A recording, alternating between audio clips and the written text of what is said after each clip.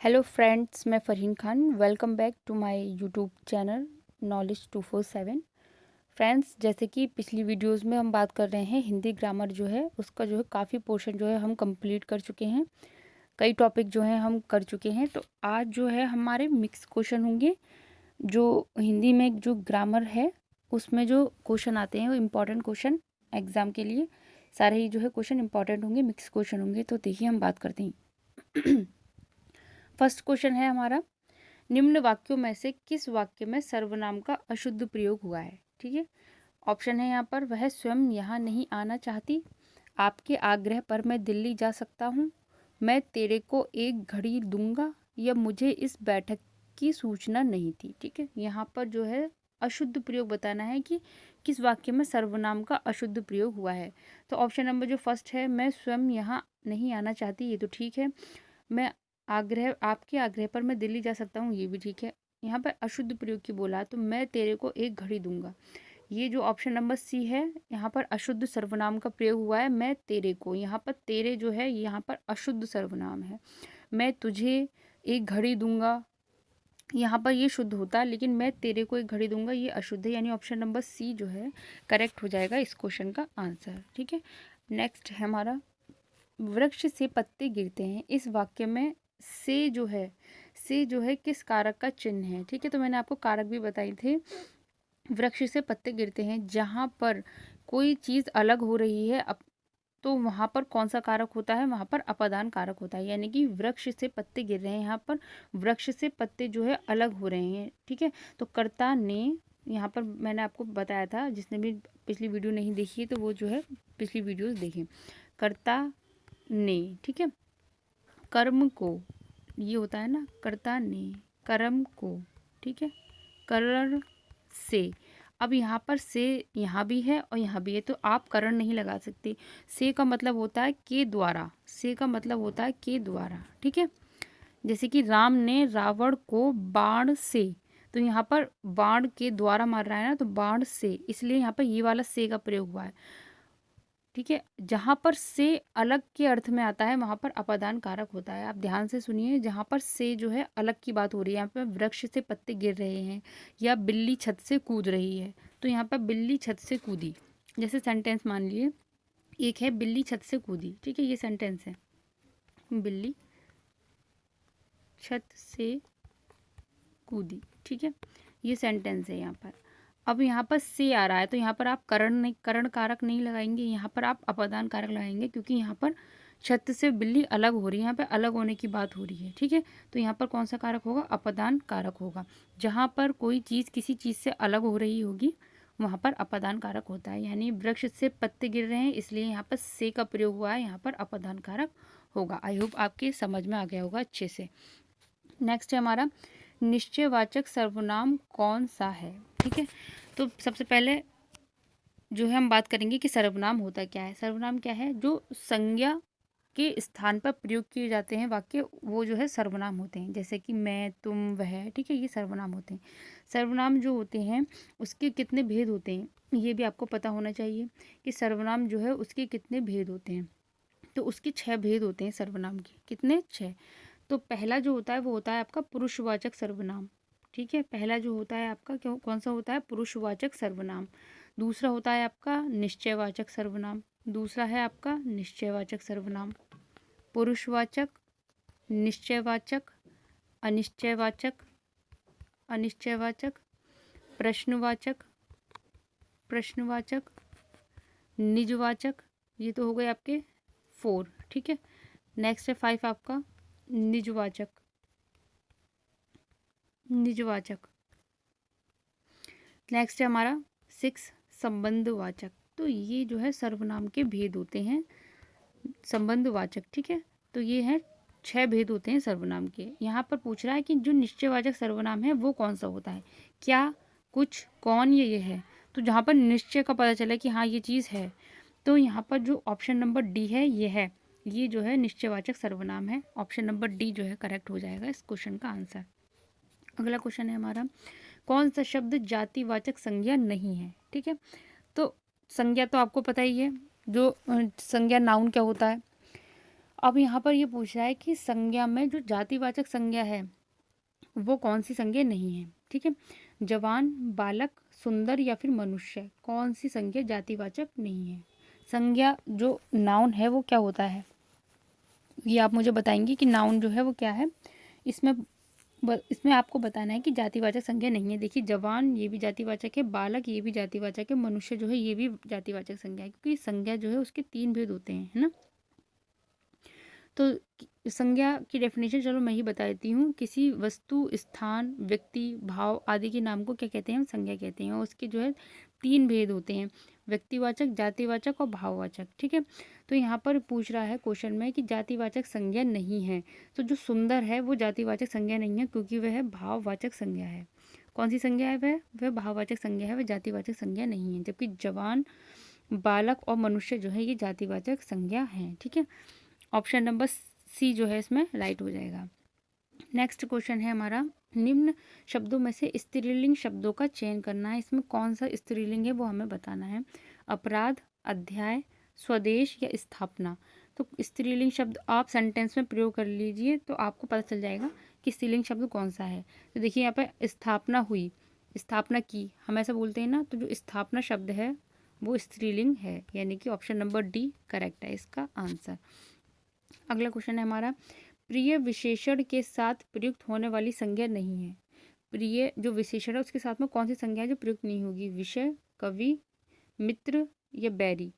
तो जो option number D है बैरी, ये जो प्रिय विशेषण के साथ में प्रयोग नहीं होता, यानी ऑप्शन नंबर डी जो है इसमें करेक्ट हो जाएगा। नेक्स्ट क्वेश्चन है हमारा, चारपाई पर भाई साहब बैठे हैं, इस वाक्य में चारपाई शब्द किस कारक में है। अब यहाँ पर ये क्वेश्चन भी कारक से आ गया। यहाँ पर जो चारपाई शब्द है, चारपाई पर बैठे, क्या बैठे, चारपाई पर। तो यहाँ पर आप कारक को आपको देखना पड़ेगा कि कर्ता ने कर्म को करण तो से होता है, संप्रदान के लिए होता है। ठीक है, संबंध काकी के, रारी रे ये होता है, अधिकरण होता है मैं पे पर। ठीक है, अधिकरण होता है मैं पे पर। तो यहाँ पर चारपाई पर बैठी, क्या बैठी, चारपाई पर बैठी, इसका मतलब यहाँ पर कौन सा कारक हो जाएगा, अधिकरण कारक। ऑप्शन नंबर डी जो है इसमें करेक्ट हो जाएगा।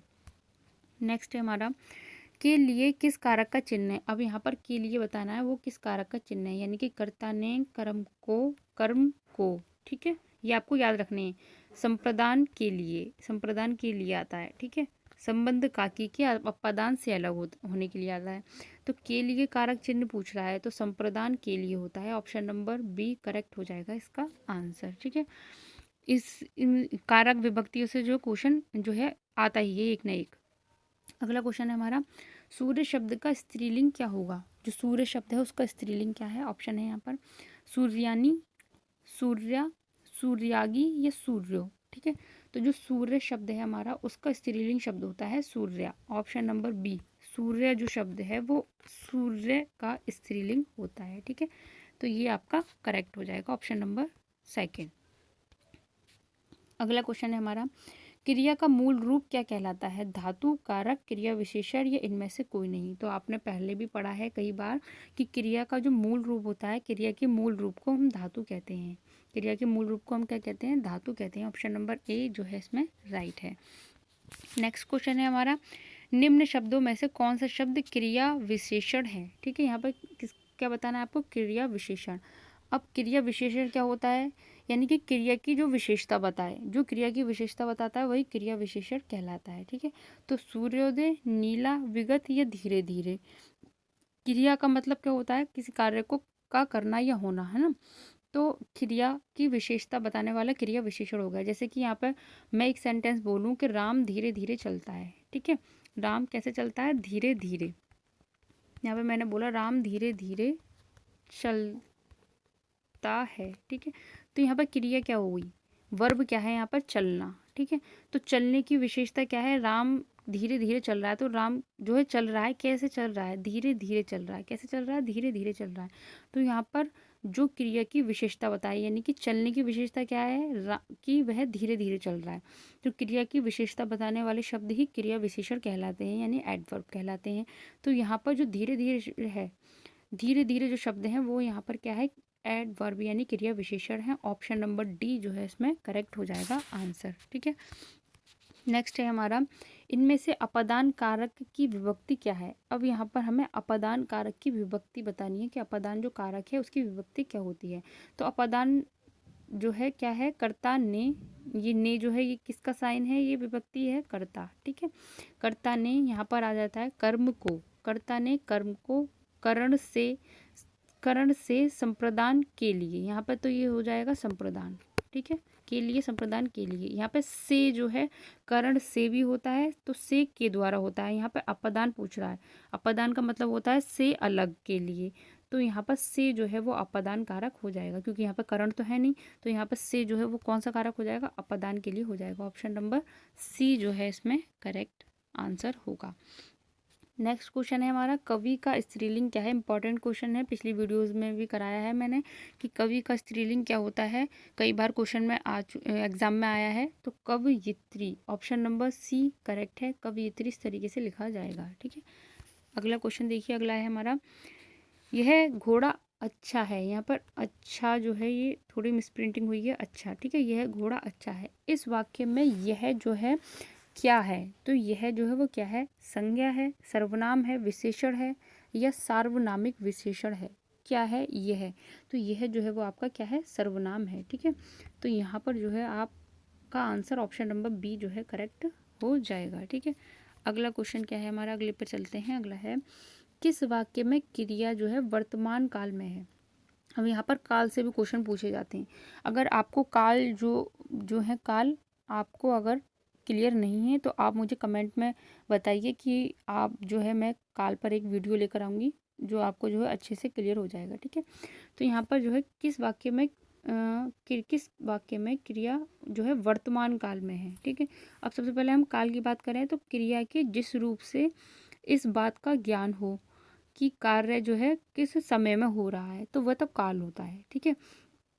क्रिया के जिस रूप से इस बात का ज्ञान हो कि कार्य जो है किस समय में हो रहा है, तो वह काल कहलाता है। अब यहाँ पर जो काल है वो मेन कौन कौन से होते हैं, एक होता है आपका वर्तमान काल यानी कि प्रेजेंट वर्तमान काल, ठीक है, प्रेजेंट टेंस। दूसरा होता है भूतकाल, दूसरा है भूतकाल, और तीसरा है भविष्यकाल, ठीक है। तीन काल हैं यहाँ पर, वर्तमान, भूत और भविष्य।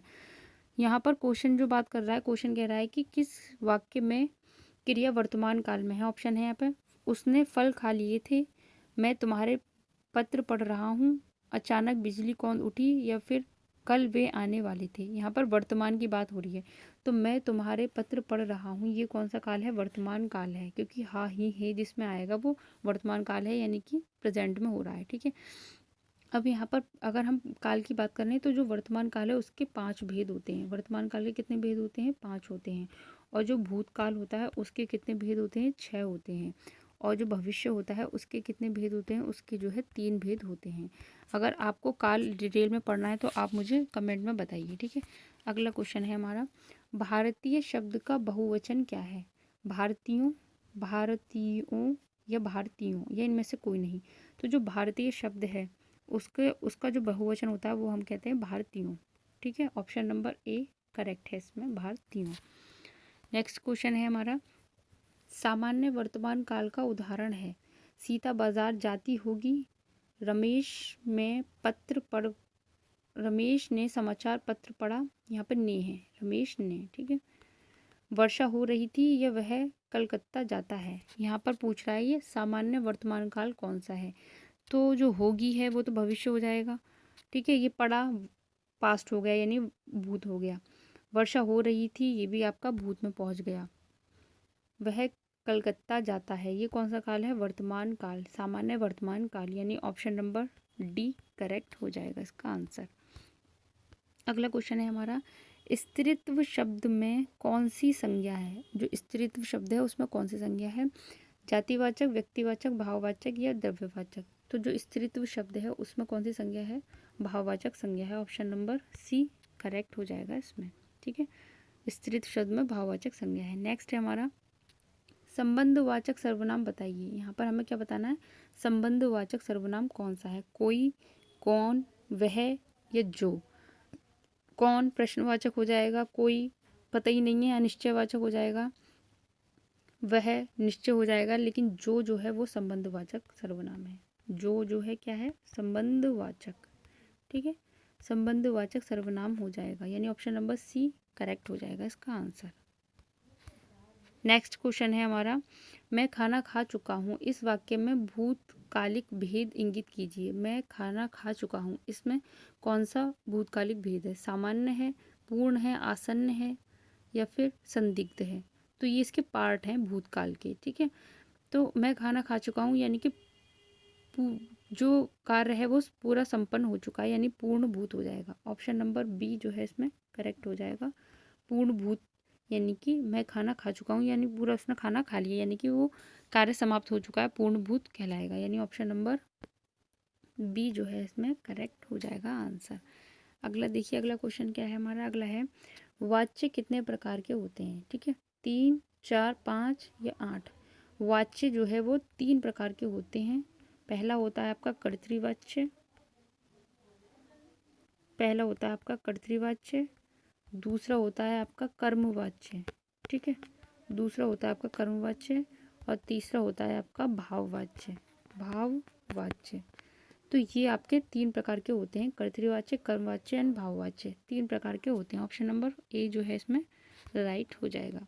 नेक्स्ट है क्वेश्चन, मुझे किस प्रकार का सर्वनाम है? यहाँ पर मुझे बताना है वो किस प्रकार का सर्वनाम है। सर्वनाम तो आपको पता ही है, जो संज्ञा के स्थान पर प्रयोग किए जा रहे हैं वाक्य वो सर्वनाम है। यहाँ पर सर्वनाम में मुझे जो है वो किस प्रकार का है? उत्तम पुरुष है, मध्यम पुरुष है, अन्य पुरुष है, इनमें से कोई नहीं।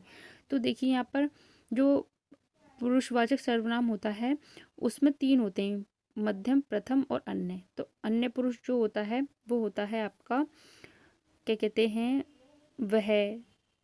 वह जो है वो अन्य पुरुष में आ जाएगा, ठीक है। मध्यम पुरुष में तुम आ जाएगा और उत्तम पुरुष में मैं या मुझे आ जाएगा, यानी कि जो मुझे है वो उत्तम पुरुष सर्वनाम है, ठीक है। ऑप्शन नंबर ए करेक्ट हो जाएगा इसमें आंसर। अगला क्वेश्चन है हमारा, संबंध कारक का चिन्ह क्या है? संबंध कारक, तो कर्ता ने कर्म को करण से, संप्रदान के लिए अपदान से अलग, ठीक है, संबंध काकी के रारी रे। ऑप्शन नंबर सी जो है वो संबंध कारक हो जाएगा, यानी कि सी रारी रे जो है संबंध कारक होते हैं। तो कारक तो मैं आपको पहले ही करा चुकी हूँ। अगला है हमारा, संज्ञा या सर्वनाम की विशेषता बताने वाले शब्द क्या कहलाते हैं? संज्ञा और सर्वनाम की विशेषता जो शब्द बताते हैं वो क्या कहलाते हैं? विशेषण कहलाते हैं, ठीक है, यानी कि एडजेक्टिव कहलाते हैं, विशेषण। ऑप्शन नंबर ए करेक्ट हो जाएगा इसका आंसर। अगला क्वेश्चन है हमारा, बुढ़ापा भी एक प्रकार का क्या है? अभिशाप। तो इस वाक्य में जो बुढ़ापा जो शब्द है वो किस प्रकार का है? तो आपको बताना है, व्यक्तिवाचक है, जातिवाचक है, भाववाचक है या इनमें से कोई नहीं। बुढ़ापा जो है जिसमें वह शब्द जो जिससे आपके इमोशंस, सुख दुख का पता चले, तो वो जो है भाववाचक होते हैं, ठीक है। तो बुढ़ापा से आपको पता चल रहा है कि बुढ़ापा यानी कि दुख का अनुभूति हो रही है, तो यहाँ पर कौन सा हो जाएगा? ऑप्शन नंबर सी भाववाचक संज्ञा हो जाएगी, यानी कि जो बुढ़ापा है ये आपकी भाववाचक संज्ञा है। ऑप्शन नंबर सी करेक्ट हो जाएगा इसमें आंसर, ठीक है। अगला क्वेश्चन है, लास्ट क्वेश्चन है, मीरा ने आधा लीटर दूध पी लिया। यहाँ पर जो लीटर दूध पी लिया में विशेषण, यहाँ पे आपको विशेषण बताना है कि कौन सा विशेषण है। मीरा ने आधा लीटर दूध पी लिया, तो गुणवाचक विशेषण है, संख्यावाचक है, परिमाणवाचक है या फिर सार्वनामिक है? तो यहाँ पर जो लीटर है वो क्या है? परिमाणवाचक है। ऑप्शन नंबर सी जो है इसमें राइट हो जाएगा। तो ये थे आज के हमारे क्वेश्चन फ्रेंड्स। ज़्यादा से ज़्यादा वीडियो को लाइक कीजिए, शेयर कीजिए, चैनल को सब्सक्राइब कीजिए और बताइए मुझे कमेंट में कि आपको जो है वीडियो कैसी लगी। और अगर आपको काल पढ़ना है, काल की वीडियो, तो मैं जो है आपके लिए वो बनाकर लेकर आऊँगी, आपको अच्छे से जो है बताऊँगी डिटेल में, ठीक है। तो आप मुझे बताइए। Thank you.